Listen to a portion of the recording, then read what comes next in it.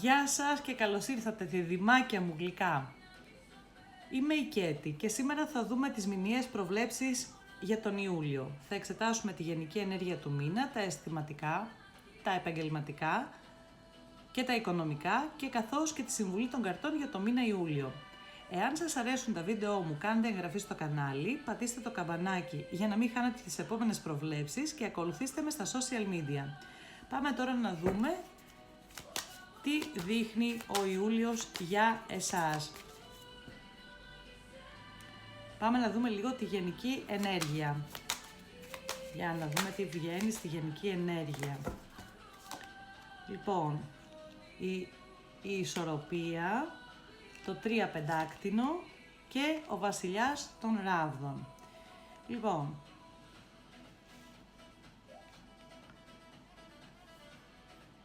από ό,τι βλέπω, οι δίδυμοι καλείστε να βρείτε πρώτα απ' όλα την ισορροπία σας. Είναι ένας μήνας που θα χρειαστεί να συνδυάσετε λογική και συναίσθημα, χωρίς να βιάζεστε στις αποφάσεις σας. Το 3 των πεντάκτηνων μας δείχνει συνεργασίες, αναγνώριση και πρόοδο. Είναι πιθανό να υπάρξουν ευκαιρίες μέσα από ανθρώπους που εκτιμούν τις ικανότητές σας ή μέσα από μια νέα επαγγελματική συνεργασία. Λοιπόν, θα χρειαστεί να έχετε δυναμισμό, θα χρειαστεί να έχετε αυτοπεποίθηση και θα χρειαστεί να πάρετε πρωτοβουλίες. Εδώ μας δείχνει έναν άνθρωπο ο οποίος ξέρει τι θέλει και προχωράει μπροστά. Ίσως αυτό δείχνει και την επιρροή ενός ανθρώπου, έτσι, που θα παίξει σημαντικό ρόλο στο μήνα Ιούλιο.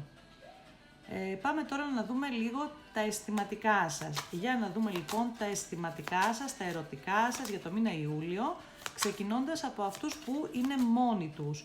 Για να δούμε αυτοί που είναι μόνοι τους, τι θα γίνει το μήνα Ιούλιο. Λοιπόν,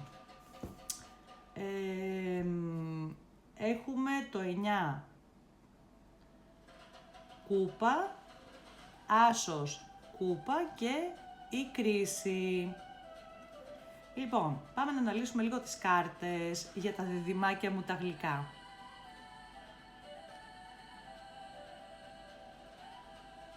Λοιπόν, για τους ελεύθερους δίδυμους, οι κάρτες είναι ιδιαίτερα θετικές. Το 9 των κυπέλων δείχνει ότι πολλές επιθυμίες μπορούν να πραγματοποιηθούν μέσα στον Ιούλιο.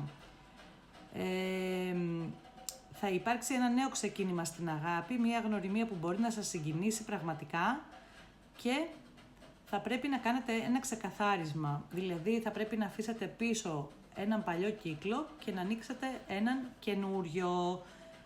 Πάμε λίγο τώρα να δούμε και αυτούς οι οποίοι